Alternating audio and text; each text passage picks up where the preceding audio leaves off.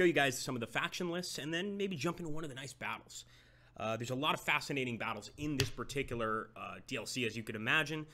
You know, just like all of the Field of Glory 2 DLCs, there's really a lot of content here. So I think we absolutely need to take a look at the faction list. Now, one interesting thing is that in this particular DLC, we're actually going back to the past. We're not going into the future. And it's quite interesting because a lot of the factions in this game I wasn't even aware of, namely the Elamites and the Lydians. I had no idea they existed. I think I may have read about the Elamites in the Bible, actually. But in terms of historical, you know, knowledge or anything, my historical knowledge on it is non-existent. Of course I have, Ted. Hey, of course I have. Good to see you, man. Very good to see you.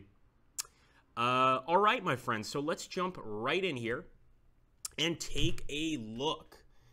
So, guys, first of all, welcome to, of course, the Rise of Persia. And what we're going to be taking a look at initially are the new factions, or at least the new army lists. Of course, some of these factions have already been around for a while, but we've got some interesting new army lists. So, specifically, we've, of course, got the Assyrians. Everybody knows about the Assyrians, guys. Come on. And we've got the Assyrians from 681 to 609 BC. Just like every other faction in this game, you're going to get a really nice explanation down here about the faction itself, how it came to be, what happened to it, etc., etc. And almost all of these, of course, eventually fell apart. We've also got one faction, which I never heard about. Again, the Elamites, or the Elamites. I'm pretty sure it's pronounced the Elamites. And let's take a look at these guys right here. So this region was southeast of Mesopotamia in modern Iran. For those of you that don't know, of course, Mesopotamia is really just the heart of civilization. One could almost say that the river valley in that area was just extremely good for building a city, building a society, etc. So these Elamites seem to be sort of allies to the Mesopotamians. We've, of course, got Egypt as well, but we've got the 665 BC army list of Egypt. We've got the Hebrews, and we've got the 665 BC army of the Hebrews. We've also got the Medians. Now, the Medians, again, I don't know too much about these guys. But if we go over here, we take a look, and we've got the Medians from 826 to 627 BC.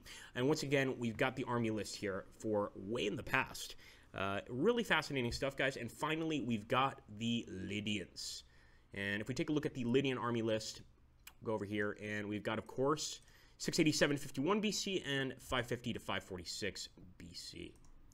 So neat, right? And what I want to do here is I want to go back, and I want us to jump into a battle, my friends. That's the proper thing to do right now. Just take a look here. Yeah, absolutely, Pix. Absolutely. How you doing, Jackulus? Good to see you, man. Very good to see you. Okay, guys. So here we go. And one thing I really like about this DLC, I don't know if you guys are like me, I absolutely am fascinated by this time period, but I really like going back even farther into the past, because this is actually a time period I know very little about. AD, yeah, I know most of the stuff that goes on, but in terms of 687 BC, I'm pretty lost. So let's take a look here, and we are going to jump into a battle, of course, one of the epic battles in this game, and we're going to jump into, of course, the Rise of Persia.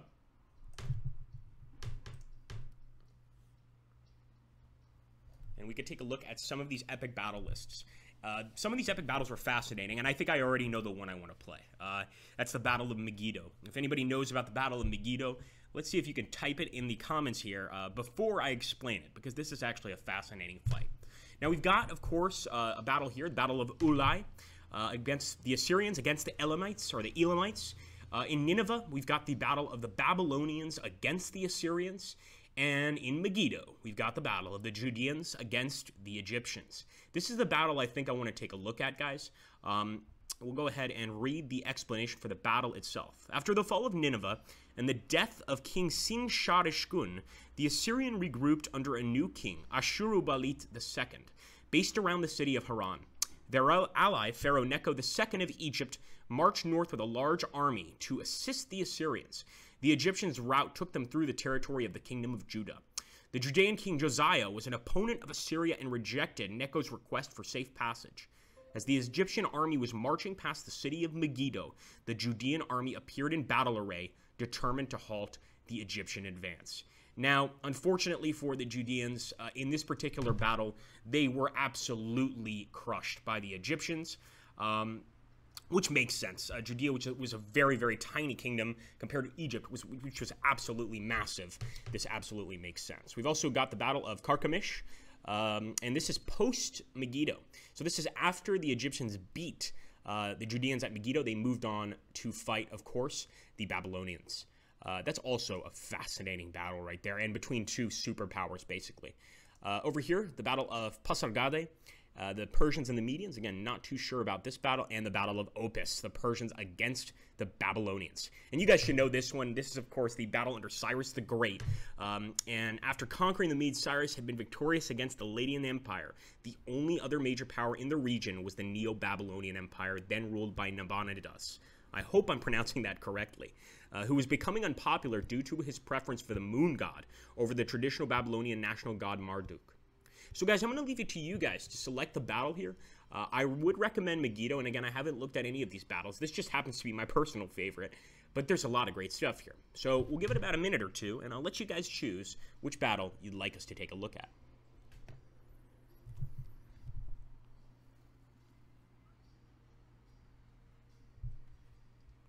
That's another thing I should mention here while you guys are deciding. If you guys don't get your slits right away and you see the message there, don't panic. You will eventually get them. Obviously, if you don't get them for several days, you can send in a message, but you will get those slits. I can promise you that. So Jaculus is saying go for Megiddo. I don't blame him because it is a fascinating fight. And of course, we're going to play with the Judeans. Just because it would be such a challenge to beat the Egyptians, it could be fun. Thank you, Tere. Ooh, for after the stream. Very cool. Thank you, Pixel. So I think Pixel just left us some information on the Battle of Megiddo. Fascinating. Calamitous is saying, and by the way, I love that name. Calamitous. That's great. Ending with the Egyptian army. Yeah. That's certainly one of the superpowers at the time. I think we'll go with the Judeans against the Egyptians. So once again, guys, the Judeans lost this battle pretty badly.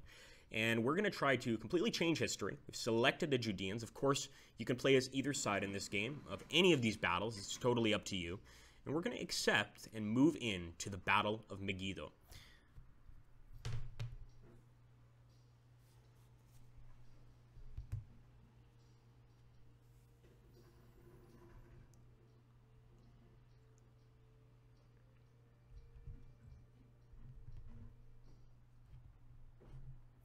All right, here we go, guys. So we've got some interesting stuff here for our army. And as always, I mean, the unit models get cooler and cooler every DLC I take a look at. Look at these chariots, man. Look at those chariots. Just fascinating stuff. We've, of course, got the Hebrew foot archers, or the Hebrew foot soldiers, I should say. And just really nice character models here. I'm loving that. Now, we've got some interesting stuff that I wouldn't expect us to be able to get, but apparently we get some Assyrian-style heavy chariots. Now, I think the reason they're probably called Assyrian-style is because these are not actually Assyrian heavy chariots, but basically the Judeans' take on the heavy chariot itself. Over here, we've got the Giborim. This is basically a Hebrew foot unit that's got a spear and a sword, so they can deal with cavalry, and they can also deal with infantry if they have to. And I think I want to get some of these guys. Unfortunately, they're quite expensive. And so what I'm going to do is just get one of them, and I am going to accept that army setup. Now, we'll jump over to Egypt in a second, but as you can imagine, look at this army. Now, one thing about this battle that you guys can probably see here, the Egyptian army is facing basically not totally away from us, but they're showing their side to us. And the reason is because Egypt sort of just planned to move right through this area, and it was the Judeans that came out and ambushed them or attacked them. They didn't necessarily suspect that the Judeans were going to fight them because, of course, just look at the difference in armies here. I mean, the Egyptians have so many men, but a lot of these men are regulars, foot soldiers, etc., and hopefully we can beat them with our tactics. Not so sure, though, folks. So first things first, I'm going to move up the archers. And I think for any ambush to really work the way you want it to, you've got to get into it fast. And I'm just going to try to get into this as fast as I possibly can. So I'm moving forward with the foot. I'm going to move forward with these Assyrian-style chariots. And if I can push a little bit more with my cav, I will. Even if I can push a little bit more with these chariots. So I'm going to go ahead and move up a bit more here. Just really trying to win the battle of speed, honestly.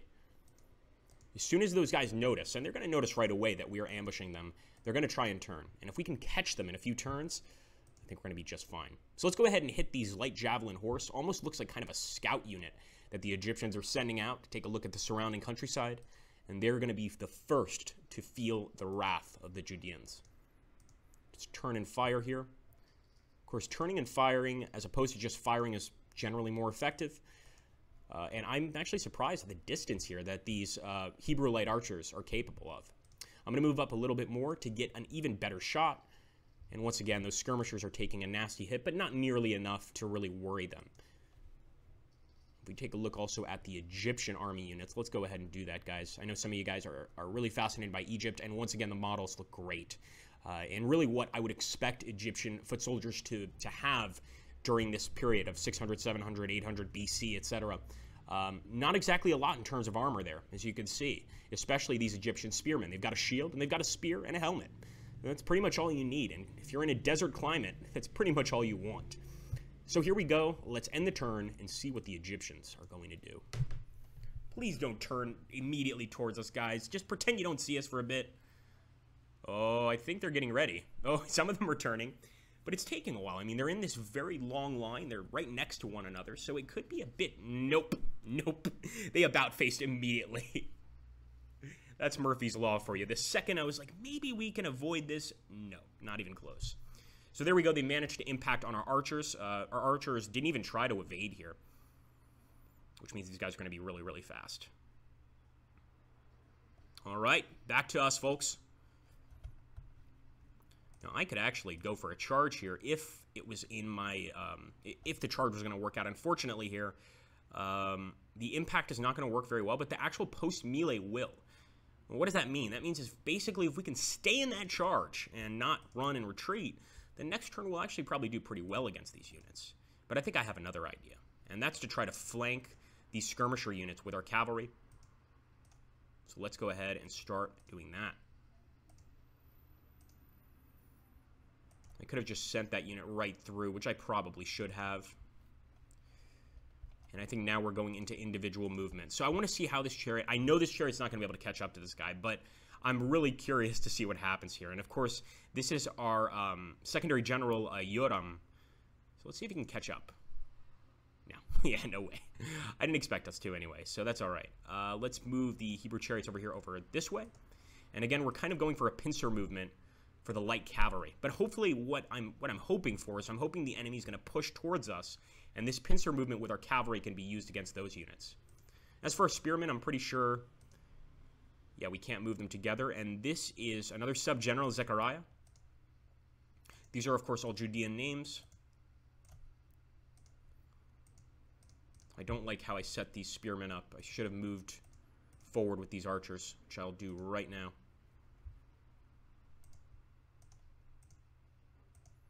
Move forward. Here we go, boys.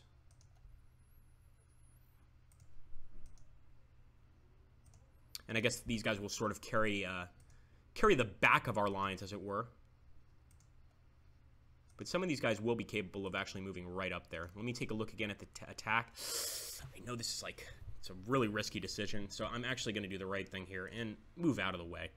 Let's move our spearmen up to deal with the situation. After all, you know, if we have to take on horse archers or cavalry, we should probably be using our spearmen anyway, or our cavalry. So I'm not going to put our archers in danger.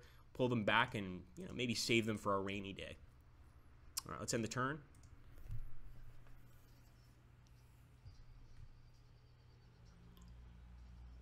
That's it. Move forward. That's exactly what we want.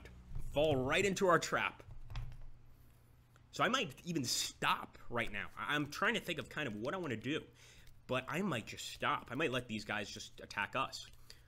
Of course, I think historically, and I don't know 100% about this battle, but I'm pretty sure that historically the Judeans made the first move. You know, of course, the Egyptian army wasn't expecting them necessarily, so that could also be the case. But we'll see what happens. And keep in mind the Judeans did lose this battle, so maybe we don't want to make the first move. Maybe we want to do exactly the opposite of what they actually did during the fight itself.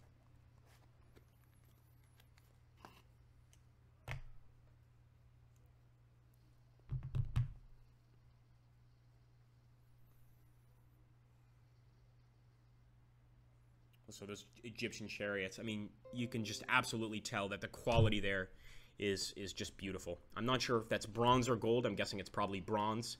Either way, amazing. And look at this. We actually managed to fragment the Egyptian light javelin men. That was not supposed to happen, but maybe we get an easy retreat here from them. Let's try.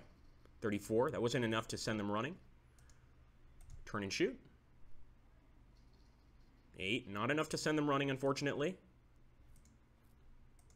I am so determined to get these guys to run. I mean, when you get a chance like this, there we go. And the first unit is going to break, guys. We got first blood. The Egyptian light javelin men are running, and we can see one of their friends there fallen. That's exactly what I want to see. So I don't like the fact that we've got these enemy spearmen getting very close, and we have very little to defend against them with. So I think what we need to do is just kind of extend our own spear line as best we can, and we got to get this cavalry out of here, man. I mean, they're not going to do well against the spearmen, so I'm going to actually start moving these chariots over to where the other enemy chariots are, and hopefully we can actually take the fight to them. Maybe even hit them in the flank and get an amazing result. I don't think I've ever had a battle where it was just purely chariot versus chariot. So that would be interesting. All right, the Egyptian cavalry is definitely concerning me. I'm going to turn this chariot around to face him. I'm going to start moving out with the spearmen like we did on the other side of the battle. And I'm going to stay put. I'm not moving forward with my spearmen. I want to see what the enemy does. Another thing I want to do is go ahead and let's fire at these spearmen. Get a few hits there. Let's fire at these chariots, excuse me. And we'll bring these archers up to deal with the enemy cavalry. Now, of course, they're not going to be able to make them retreat, but they could probably put some pretty good damage down on them. By the way, let's take a look at this Gibodim unit. I really like the way they look. This was sort of the elite unit we got for 66 gold. And pretty good unit. Again, sort of a hybrid between a spearman and a just regular foot soldier. But I think they're going to come in very, very useful, very handy, I should say, as the battle progresses. All right. Get those archers up. Okay, let's jump in and take a look here at the chat. Sorry, guys, I really want to focus on the battle, which is why I haven't been looking at the chat here. Let's take a look at... Oh, thank you, Alexius. Bear in mind that this isn't the Egyptian army of the New Kingdom. The tactics and the appearance of the troops changed by the 7th century BC. Fascinating. And let's take a look here. Hello, Corrupt Drug. Nice superior medium foot. Yeah, I think actually that's a perfect way to describe them, which would be a superior medium foot sort of soldier. And I'm really glad that Alexius is here. I'm not going to, I think most of you know who he is, but it's really cool that he's stopped by the stream. So we're going to keep on moving forward here, and let's just hope for the absolute best. I still don't feel too confident that we can beat these Egyptians, but we can certainly try. Let's go ahead and turn it over to them.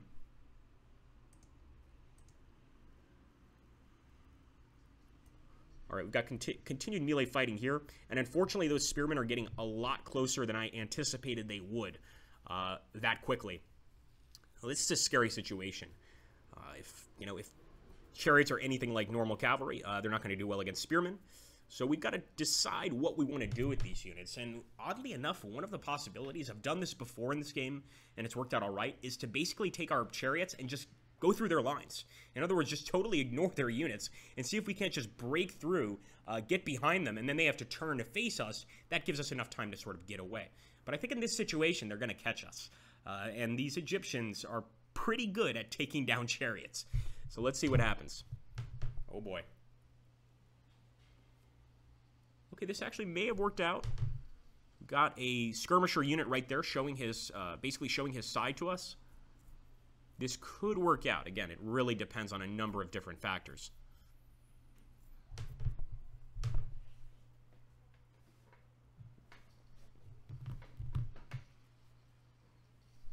All right, they're already firing at our chariots. No surprise there. Okay, back to us, folks. What do we do? What do we do? Well, first of all, we're still going to chase this guy. And, of course, we've got the Assyrian-style chariot. Look at the damage from just a missile attack. 40. I mean, that's beautiful. So I want to move up with our archers here as well. Hit these skirmishers. I don't want them getting behind us. Makes me uncomfortable. And I'm going to try to get the Hebrew foot soldiers up here too. Unfortunately, they're not going to be able to attack this turn, but the important thing is we've got a nice spearman unit or foot soldier unit facing the enemy cavalry. I really want to charge here with this chariot, but I just don't think it's the right thing to do.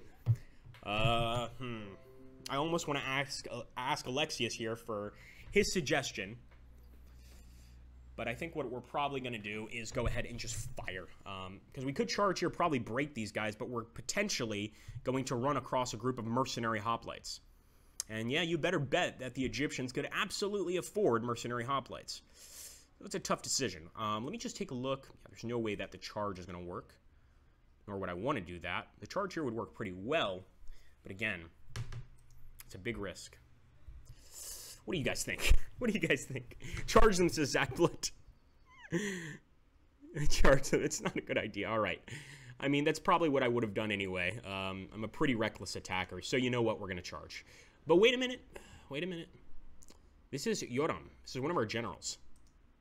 Oh, well. Let's do it. So we actually got a nice rear attack, but as you can see, all that the enemy has to do is charge in with those mercenary hoplites, and we're finished. And actually, Gallienus is the allied general here of the Egyptians, and he could very well do some serious damage to our army. I'm going to start pushing forward. Again, I was trying to stay back, but I think at this point, we absolutely need to start pushing forward. Well, what should we do with this unit? I'm going to retreat. Let's try to save our skirmisher units for once. Here, we're actually going to take some reactionary fire, I believe. Let's see.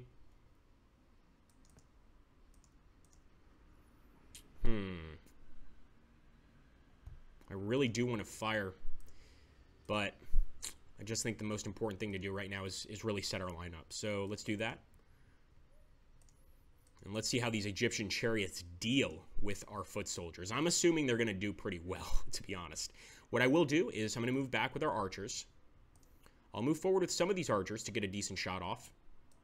But I'm going to leave this to the Giborim, and I want to see how the Giborim deal with the chariot. And probably not very well. As you can see there, in terms of the impact, it's never going to be very good. And our chance of a loss is going to stop me from even attempting this. But if you see on the bottom, the melee, if we stay in the fight, we'd actually do all right. So the important thing is seeing whether or not these guys can stand one charge against that chariot. And I'm not sure they can, so I'm not going to go for it. But I'll take this Giborim unit, and I'm going to charge this skirmisher cav. Let's do it, boys! And they've fallen back. Beautiful. Let's move up. Well, we could fire, or we could continue moving. I think I'm going to definitely continue moving. My biggest concern is what's going to happen to our chariots here. And this is our commander-in-chief, Josiah. So we don't want to lose Josiah. You know, this is a very important leader. So I'd rather they attack our archers here. We actually managed to disrupt those skirmisher units. Let's move over. I just don't think we're going to be able to escape with that chariot unit, unfortunately. We'll do what we can do here, and that's going to be turn and fire. So again, excellent hits there. But just look at this Egyptian line that's extended out. And I think this is probably why, or one of the many reasons why the Egyptians won this battle, is just the massive amount of men here. They can absolutely envelop us if we're not quick enough. So I'm going to fire at that unit again. I think that's the biggest threat to our cavalry right now. Actually, this unit probably is.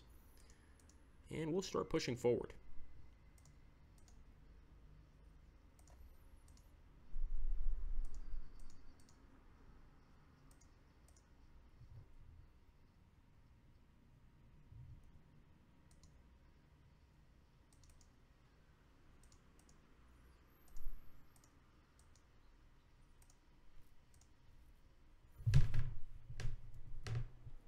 Still got some more Giborim here, so I'll push them forward.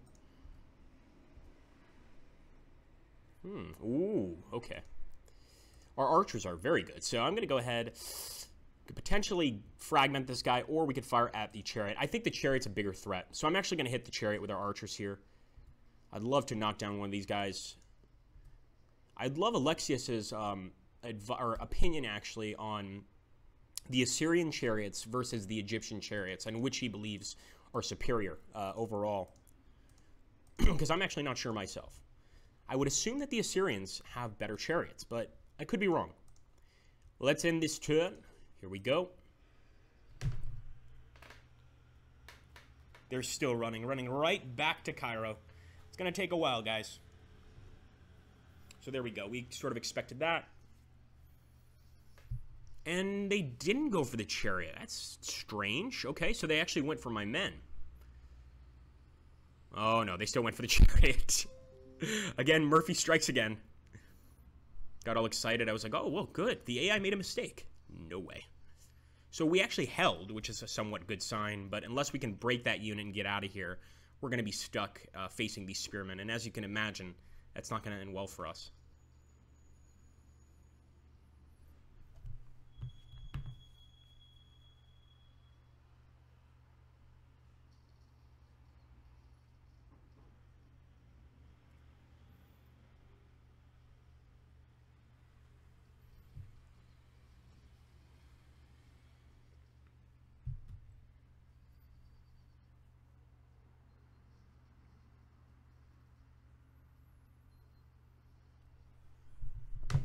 Okay, pretty nice throw there by the Egyptian light javelin men. They've been pretty mediocre so far, but there they absolutely shone. Okay, what can we do? Come on. All right, let's get a shot. I want to charge so badly. Here we go, guys. Syrian chariots charging. No, no return. Hebrew chariots, excuse me. But we do have a, let me find it. I think it's just an Assyrian style chariot. Obviously, we don't have, I mean, we're not allied with Assyria as far as I know.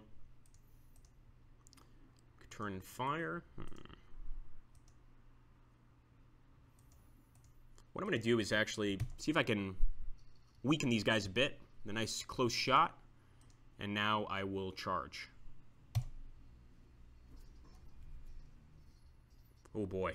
Nasty defense there. Again, here we wouldn't do so well either. Here we might do okay. But again, if we stay in the fight, it's actually going against us. So I think this really depends on whether or not we can break through these guys. Again, with my chariot, I'm just going to fire, try to weaken them a bit, lower those numbers. I'd love to attack this commander-in-chief, or actually this is the secondary general. But the fact is we're just not going to do well against him. The chances of us doing well are 7%. Over here we have somewhat of a better chance, and we might need to take that risk. But I think for now I'm just going to wait. We'll just hold on. Try to extend this line a bit more because those Egyptians are going to be here very soon. Maybe we'll get a shot off here.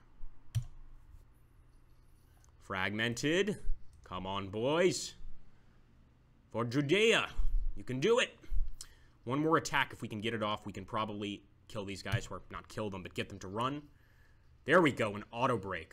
So that's beautiful. They didn't necessarily break due to loss of morale. They just broke due to loss of manpower. If we look at the strength of the unit, the original strength was 234 men. It's now down to 112. And yeah, I'd run too. I would definitely run. Probably run by the time like 10 guys went down. I'd be off that battlefield. What about this chariot? Man, I really want to take the chariots on, but I know better. Now over here, maybe we could do okay against the hoplites. It's very, very, you know, it's all dependent on how the charge goes. Because if you look at the melee, we're just not going to do very well. Well, got to take a risk, right? Let's do it. Oh boy, 92, man. That is rough. I mean, again, we're facing an incredibly good army here. We must keep that in mind. It's not like we're facing another sort of Middle Eastern tribe. We're actually facing, you know, the power of Egypt. So this is a tough one. I am going to push forward here, but I'm pretty sure, yep, of course he's going to break. And there's just nothing we can do here. Now, we could try to attack here, and I'm going to do it. So I'm going to try to attack this hoplite unit. Pretty even. And just keep them in the fight. That's really all I want to do is just keep them in the fight for now. And once again, this is a perfect example of a charge that would go poorly, but the actual fight afterwards would go well if we can stick it through. So I'm going to try to hang in there. Okay, good. That's actually very good. So we've hung in there. And once again here, the same thing applies. We're not going to do great on the charge, but if we can hang in the fight, we're actually going to come out of this pretty well. Unfortunately, they did manage to disrupt us. Let's push forward here, and let's push over here. Okay.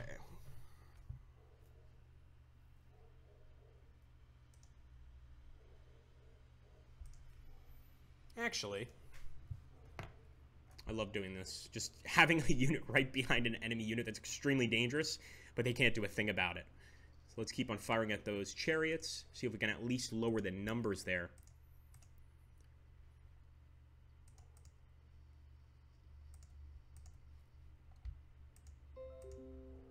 I'm going to try and turn and fire. I'm pretty sure we can get a shot off here.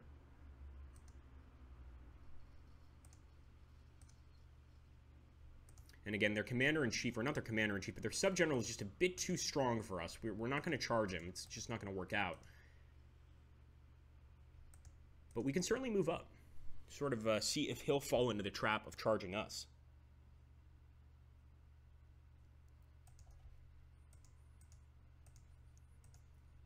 All right, it's looking pretty fierce, guys. It really is. Let's take a look here. Ah, thank you, Alexius. So, Alexius, in terms of the Egyptian and the Assyrian chariots, he's saying they're pretty much on the same sort of level. Fairly similar, more or less. So I actually had another question, Alexius. For instance, there were two factions that I really was not familiar with, the Lydians and the Elamites. Now, I actually have, I'm pretty sure I've read about the Elamites in the Bible. Is this something that is referenced in the Bible? Is this, are the Elamites really an extremely important faction or sort of a sub-faction, if that makes sense? Because it's certainly one of the, I guess, ancient cultures that I never really knew about. Richard York is saying that Egyptian army looks very nice. It does, it does. And as Alexius mentioned, this is, of course, the 609 BC army list for the Egyptian army. So you'll see, like, with the more, I don't want to say modern, but with the more recent Egyptian army, they do have basic armor, stuff like that. But if you look at this one, it's kind of what you, at least the history books I read, it's kind of what the Egyptians are represented as, which is carrying a shield, a helmet, a spear, and that's it. No real frontal body armor, nothing like that. The shield is basically the armor, the only armor they have, and pretty much the only armor they need. Again, if you're going through the desert with heavy armor, you're not going to survive for very long. So I'm guessing that's probably one of the reasons, and maybe even cost-saving, issues. Heavy armor's expensive, let's be honest. Here we go. Let's get a shot on that chariot unit. Nice. And one thing I know is the Judean slingers are absolutely known for their skill. Of course, we have the story of King David, Goliath, all this stuff. Whether you think it's fact or fiction, they're certainly known for having pretty good slingers. Let's push forward. I think that's going to be all we can do here. We could certainly push forward with the archers, but I'm going to go over here. I mean, as soon as those Egyptians break in over here, we're finished. They'll roll our army up like sourdough bread. It's just going to be no issue for them at all. All right, ending the turn and turning it over to the Egyptians. I love how that one skirmisher unit is still running. Like, man, you don't have to run. Your army's doing pretty well here. I would recommend sticking by. Don't think the Pharaoh's going to be very happy once he finds out you guys have taken off. But then again, you can explain it to him, right?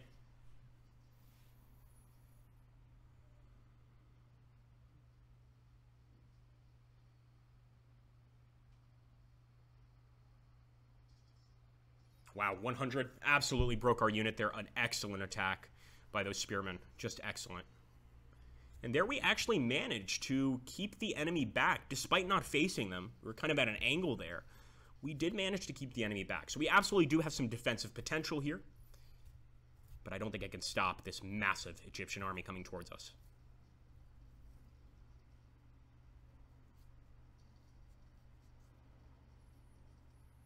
I also love the terrain they're using there. They're coming down from the hills to fight us. And I think anybody can admit that if you're in one of these battles, and suddenly you think you're facing just the enemy in front of you, you look off to your right, and you see people, horses especially, or chariots, coming down off the hills, you're going to lose a lot of morale. I mean, that's just a scary sight, and you just realize that the enemy army is a little bit bigger than you anticipated.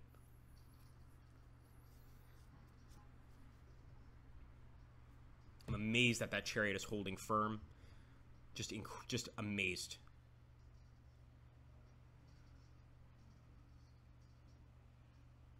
Now, they did push our unit back, and I'm not surprised. Again, these mercenary hoplites are actually allies of the Egyptians. I'm pretty sure that the pharaoh could afford hoplites himself, but this is actually part of an allied army.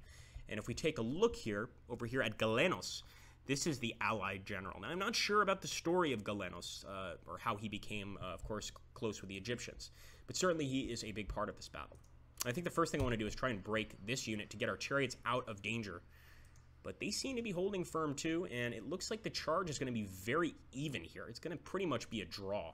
We'll still attempt it, but it's just not going to go really in our favor. Now, over here, we've got a great thing going on, and that's going to be, we get a perfect charge here on a flank charge on this mercenary unit. Let's do it. Disrupted.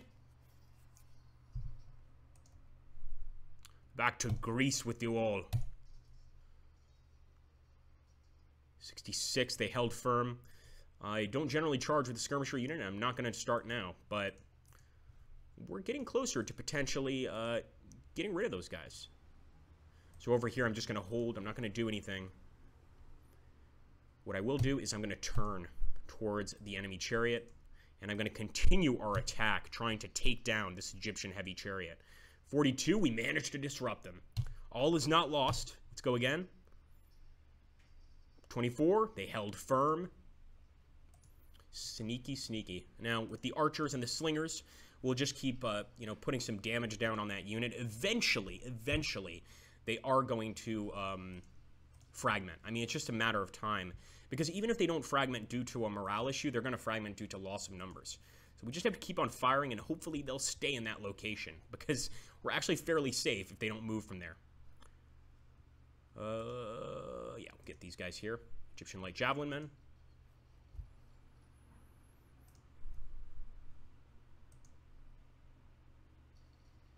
Okay, nice. Always like to see some disruptions there on the enemy line.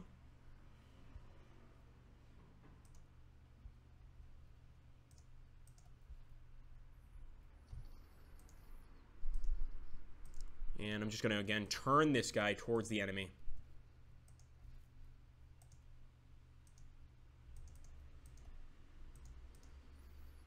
This is a kind of a risky attack, but let's do it. Not bad. Not bad. 42-42. We also broke the zone of control. So this gives us the chance to go ahead and possibly break through these guys. Not bad. Not bad at all. 32. It's not what I wanted. I would have loved to see a fragmentation there, but I'll take it.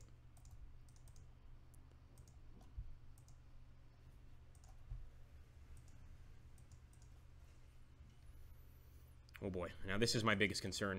It's the massive army here. Not sure what we can do about it, except just try and hold them off as much as possible. And I think that's what makes this such a tough battle for the Judeans as well. I mean, even if we manage to break this central part, even if we manage to win there, they've got so many reinforcements here. They really do. I mean, we can even look back here. They've got even more reinforcements on the way. And even though they're not the greatest units in the world, I mean, they still make a major difference. And in fact, Iori, the sub-general, is over here, pretty far from the battlefield. For Judea! You can do it, boys. Just go ahead and fire. Actually, let's fire at Yate, another sub-general. How many sub-generals do the Egyptians have? They've got quite a lot. And no, we're not ready for that charge yet. We've got to keep weakening the enemy.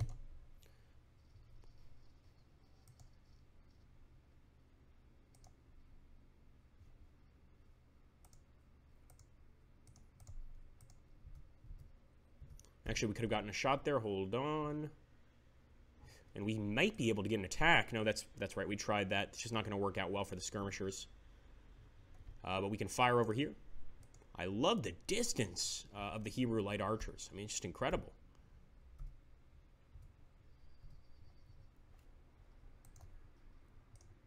Look at that. Look at that. How many tiles is that? 1, 2, 3, 4? Maybe 4 tiles. Okay, I think we'll end the turn there. But that right side is concerning to me. Very concerning.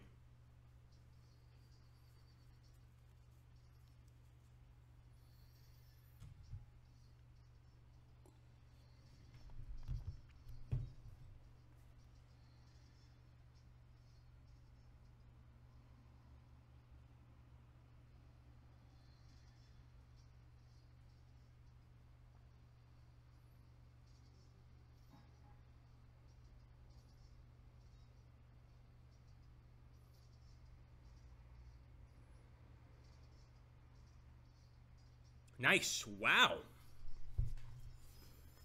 Oh, wow. Okay, really good job there by our guys on that right flank. Actually keeping the spearmen away for an extra turn. Is it going to make a difference in the end of the battle? I don't think so. Not in terms of whether we'll win or lose, but maybe it could help us rack up a few more casualties against these Egyptians.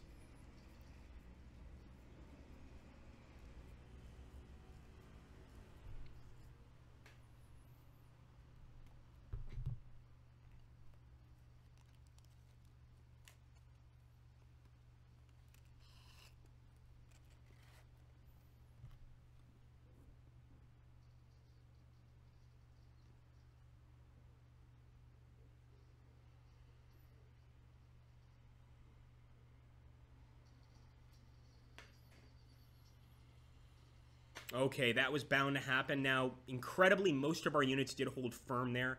We got a little disruption with the chariots, and considering that that's one of our sub-general units, probably not good. But, you know, it happens. So, I'm glad that not everybody got disrupted there, especially when you have a unit that breaks amongst so many other units. I mean, for me, that's the best thing that can happen when you're attacking an enemy army. Because often, you'll break more than just one unit. Got pretty lucky with that. And it looks like that chariot's also not doing so well. The enemy chariot specifically. Now, unfortunately, they did disperse one of our leaders there. He'll be running back to Judea. We're actually currently in Judea, so I guess he'll just stay here.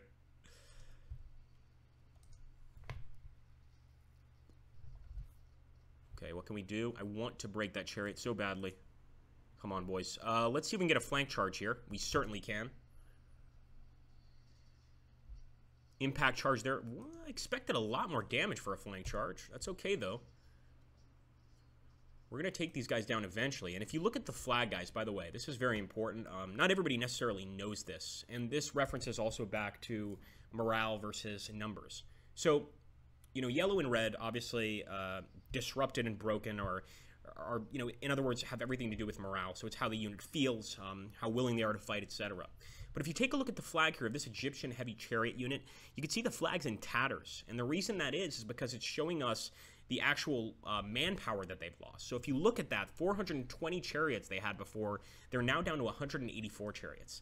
That's a major, major loss of manpower. So they might break, and there we go, auto breaks, just purely because they can't keep it up. And that's beautiful. I really wanted to get rid of that chariot, and it finally happened. Now, if we could just get rid of this chariot, my world will be completely, completely complete. Let's see. Great choice of words there, Agrippa. Let's, yeah, I'm going to try to attack. Not bad. And, I mean, if we could take out Necho, their commander-in-chief, with a single Hebrew foot unit, which I don't think we'll be able to, but that would be huge.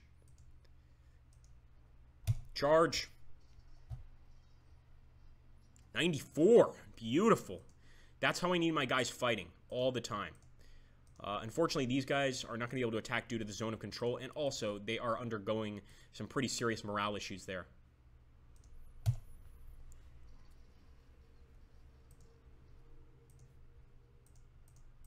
think with some of these units, we could potentially run, and that might be the best idea.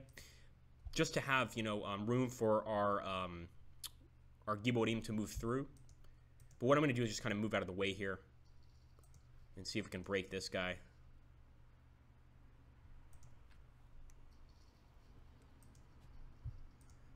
They are fragmented. That's certainly a start. All right, let's push through.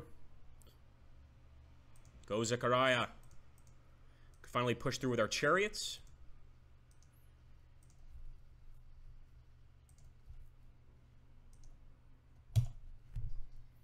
Nice. Hey, I didn't expect our chariots to do so well against the spearman unit. So I'll take it.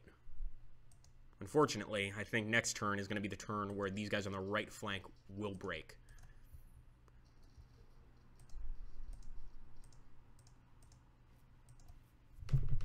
Let's take a look here at the chat.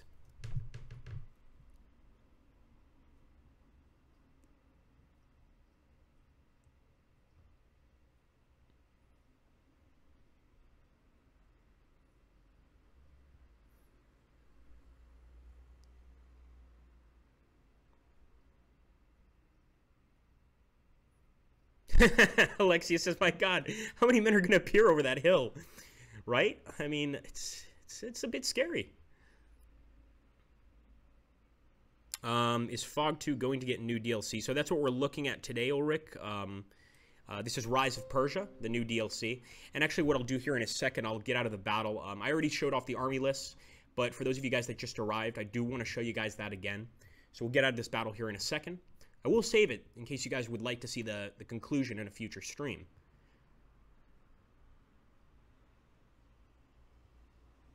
Oh, you need to finish the Belisarius DLC, says Ulrich. Yes, that's a good one. Now, of course, once again, I will remind folks that this particular DLC, and Alexius can correct me on this if I'm not 100% correct, but basically, the previous DLCs were all going into, I don't want to say the future, but more recent time period, let's say. Whereas this DLC is really showing the army lists totally BC, or before Common Era. So 600 BC, 700 BC, and these are really times that I'm not actually familiar with historically.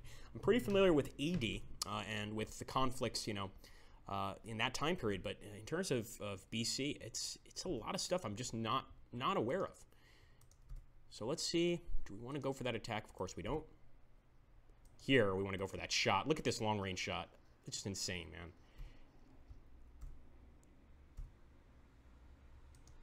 Okay, let's end the turn. Oh, finally they dispersed. That took long enough. That unit is in serious trouble, man. As soon as the Pharaoh finds out about that, I don't think that any of them are going home to their families. Maybe in pieces, but certainly not the way they came into this battle. Because right now their army is just dominating, so I don't see any reason for them to keep running. We even got one of the enemy units rallying there.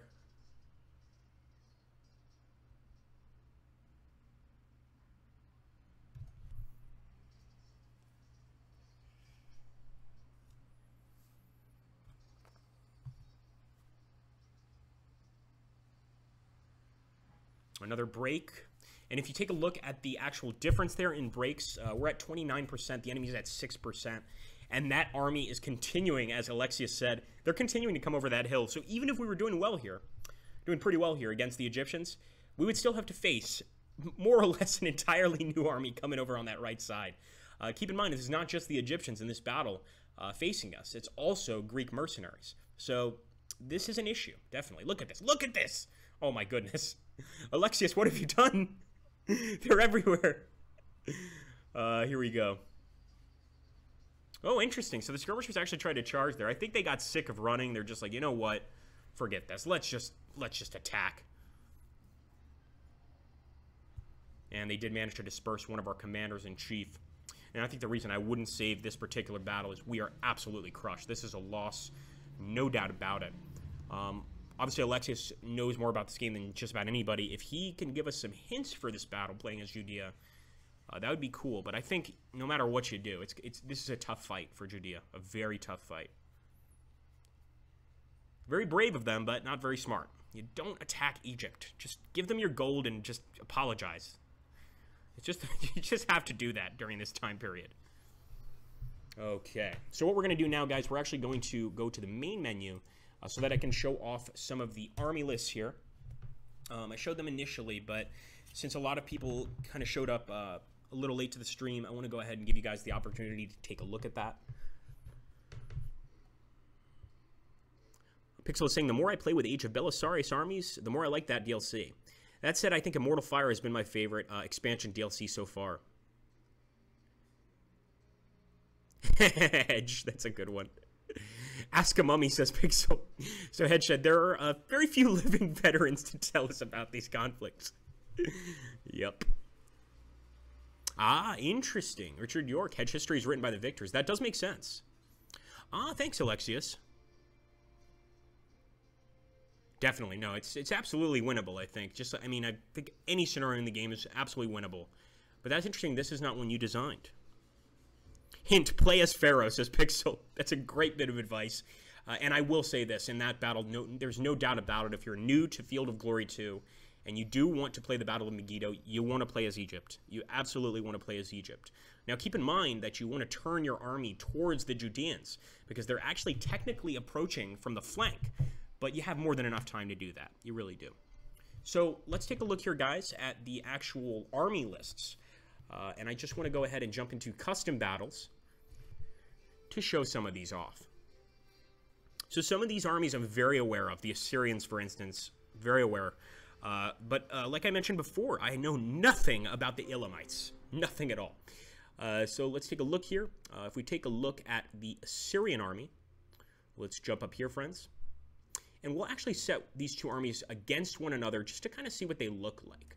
So we've got the Assyrians here, and of course, I know that RBS always does a great job here at explaining the actual battle itself, or the actual culture itself, which is really neat. So if you want to know about it, you simply select the army and read down here. And that doesn't just go for this DLC, by the way. That goes for any of the DLCs in the game, or the game itself. Even if you just buy the base game, there's going to be an explanation for the culture you're taking. So we've got the Assyrians. We've also got the Elamites. These are the guys I don't know anything about. Pretty much all I know about the Elamites right here is that they are, I think, pretty much a totally archer-based army. It's entirely based on archers. And if you look at the time period here, 815 to 539 BC, I mean, this is truly ancient stuff, guys. We've also got the Hebrews. We took a look at the Judeans. But when we talk about the Hebrews, this is the 600 BC army list, of course. We've got the Midians. The Midians over here, another faction I really don't know much about. And we've got their 836 to 627 BC setup here. And, of course, last but not least, we've got the Lydians right here, guys, 687 to 551 BC. So what we're going to actually do here is take a look at the Assyrians and the Lydians. I'm going to go ahead and create this fight. We're just going to take a look at the character models and sort of see what it looks like. So those are the new factions, guys, or at least the new army lists. Some of those factions already existed in the game, but they've simply updated the army list to reflect the more ancient armies of these different cultures. So what I'm going to do is autofill here, just basically autofill. Obviously, if I was going to fight this battle, I wouldn't just autofill. But that's what we'll do here. And let's auto-deploy and accept. So the Assyrians, obviously, these guys are masters of this area. I mean, just look at these units. The Assyrian heavy foot. I love the way these guys are set up. If you guys take a look here, this is something fairly new. This is one unit. But if you take a look at this unit, guys, this is really cool. You got spearmen in the front, and you got archers in the back. Just fascinating stuff. So really, really adds almost a new play style to the game itself. That is just a unit that I would love to have in every single battle. I'm starting to really like the Assyrians. So we'll go ahead and the turn. We're not going to set our army up. I simply want to take a look at the Lydians. And if we take a look at the Lydians, maybe very similar to the Elamites here, there are a lot of archers in this army, or actually a lot of irregular foot. And over here we've got some Lydian hoplites. They look epic. Just look at those Lydian hoplites. Beautiful stuff there. It looks like each one sort of has a different color for their helmet. Very, very interesting looking. And over here, we've got what looks like Lydian cavalry. And this Lydian cavalry looks pretty fierce, pretty ferocious stuff. Of course, if I had to put money on one or the other, I would put money on the Assyrians. But you never really know, guys. Over here, for instance, we've got the expert Assyrian-style cavalry. Expert Assyrian-style cavalry. So just epic stuff here. I would not want to face the Assyrians in battle. No way. What we should do eventually, hopefully here on one of these future streams, is what I would love to see is the Assyrians against the Egyptians. And that would certainly make for an epic battle. Just absolutely epic. I think I already mentioned that, but I probably should say it again. We also have the Egypt 665 to 571 BC army list as well. And of course, we just played with that. Well, we played against it. So you got kind of a look at that. Let's take a look here.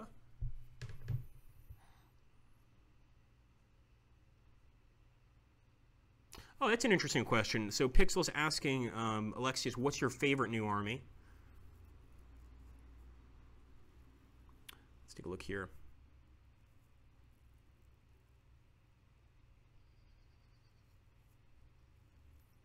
Pretty much meat shields, PS. Pretty much meat shields. There's actually one unit worse than the irregulars. What are they called?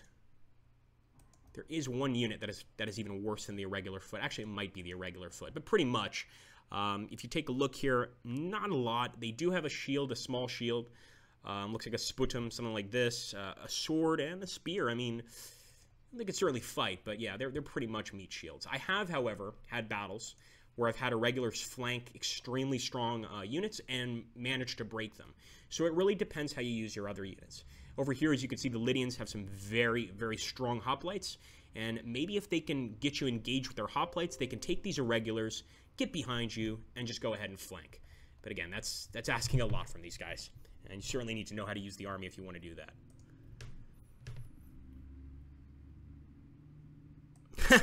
Alexius, that's a great answer. He says, it's not considered proper to have a favorite amongst your children. even though I think most parents probably do have a favorite. Let's be honest here. I love that answer. That's a really good answer. Very diplomatic answer, Alexius. For me personally, and again, I haven't taken a look at every single one of the army lists, but I am going to say that I really, really love the Assyrians. I've always been fascinated by the Assyrian culture. They dominated a number of other, I don't want to say tribes, of other cultures in the region when they existed. So I love the Assyrians. But obviously, there's all sorts of fascinating factions in this DLC. We really are going back into the past, as far back into the past, as far as I know, that Field of Glory 2 has ever gone. So this is really going far back, guys. And I like what was mentioned earlier. I forget who said it. It was not Alexius. That history is written... Oh, Richard York. History is written by the victors.